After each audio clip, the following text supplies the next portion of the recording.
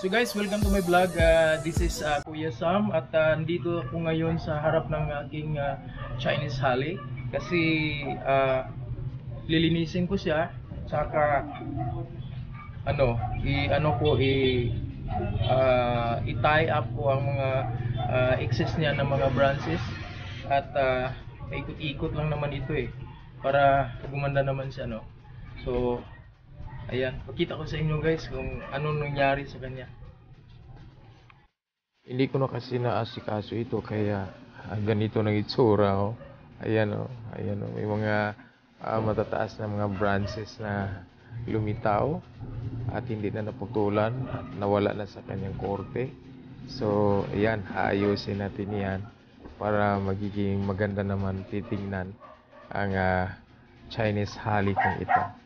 Ayan, umpisa na natin. Let's start winding sa mga excess branches niya. At paikot-ikot lang oh. Ayan oh, ganyan lang. Ayan, ganyan lang guys. Ikot-ikot lang naman Pero ingat-ingat naman kasi matalim itong dahon ng Chinese holly. Tutusok talaga yan sa mga kamay pag wala kang gloves. So kailangan talaga mag-gloves ka nito. So ayan, para madali ba. Hindi ka matatamaan sa matulis ng dahon. So ito, putulin natin. Ayan. Kasi mahaba na at hindi na gaano gaganda. So, ito, ayusin lang natin. Ayan. Paikutin lang dito. Ganyan lang naman yung ginagawa ko. Pag mayroong mga excess na branch at pinaikot-ikot ko lang para gumanda ang bonsai holly ko.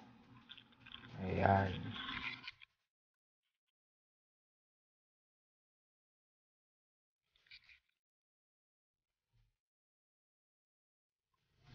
Ito, i-tied up natin sa isa pang branch para magkadikit-dikitan sila. Ayan, ganyan. Tied up natin. Pag naka-lock kasi yan, lock na talaga. At hindi na yan lulusin.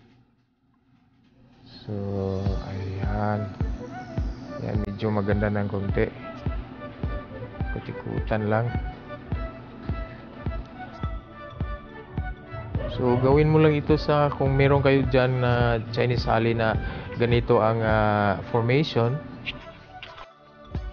Ang Chinese holly, kailangan mo talaga aalagaan dahil bibigyan ka niya ng kasiyahan nito. 3 beses ito kasing mamulaklak sa isang taon. So, ganda talaga. Yung mga branches niya na paikot-ikot yan, mapupuno yan ng bulaklak. Lahat ata ng mga branches niya, kahit sa ilalim ng puno, malapit sa ugat,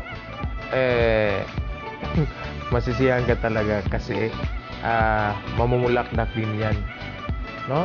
Mula puno hanggang sa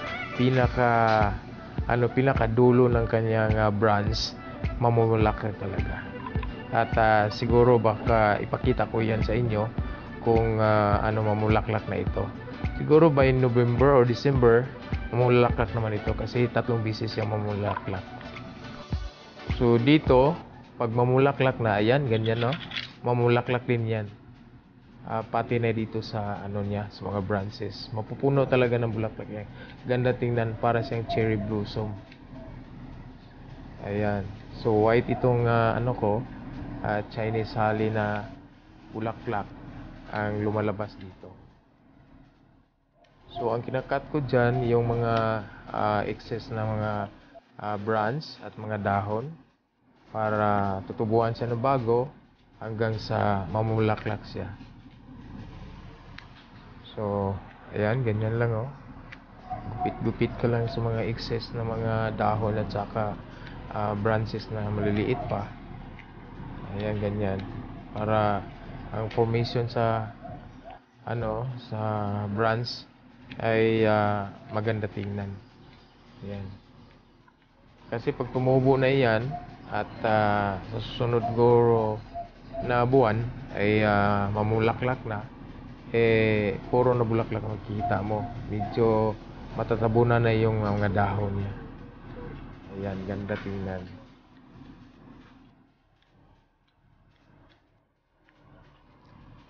Katulad nito, kailangan putulin yan. Ayan. Kasi tumataas na at hindi na bagay sa formation na ginagawa ko. Kaya putulin na yung mga excess. Yan, no.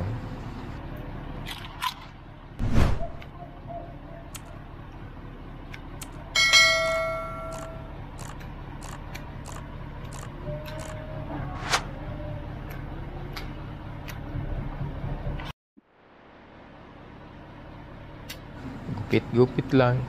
Ayan, gupitin natin ito, ganyan. Gupit-gupit lang, guys. Yan, para gumanda naman ang bonsai mo pag ginupit-gupitan mo dito. Parang inaalagaan mo talaga siya. Parang mahalin mo talaga siya. Ayan, katulad ng pagmamahal mo sa yung asawa mo. Ito na, tatapusin na natin. Kunti na lang. Ito, kunting-kunti na lang ang mga excess na dahon na dapat kunin natin. Meron ng mga bulaklak kang makikita. Kunti pa lang, hindi pa siyadong mapuno. Pero kung December, puno na ito. Ito na. Ayan. Ganda na tingnan niya, oh. Ayan. Ito ang ginawa kong formation ng aking Chinese holly. Ayan. So, malinis na siya. Wala na siya mga excess. Ganyan na ang forma niya. Yan ang forma. So, lagyan ko siya ng choker stone. Ayan.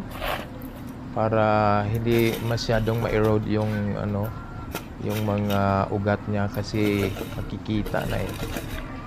Lagyan na natin kuting niya choker stone. Ayan, ganyan.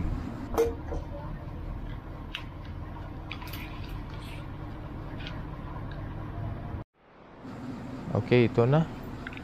Tapos na ang paglagay natin ng choker stone.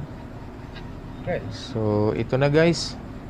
Ito na ang ating Chinese holly bonsai cares. Ito, tapos na. Ayan.